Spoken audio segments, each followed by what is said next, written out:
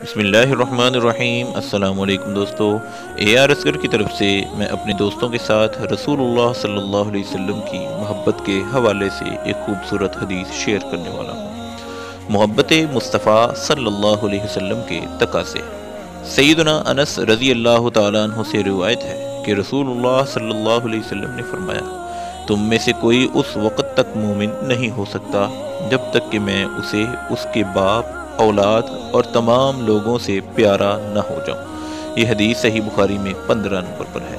سیدنا عبداللہ بن عمر رضی اللہ تعالیٰ عنہ سے روایت ہے کہ رسول اللہ صلی اللہ علیہ وسلم نے فرمایا، تم میں سے کوئی اس وقت تک مومن نہیں ہو سکتا جب تک کہ اس کی خواہشات اس چیز یعنی دین شریعت کے تابع نہ ہو جائیں۔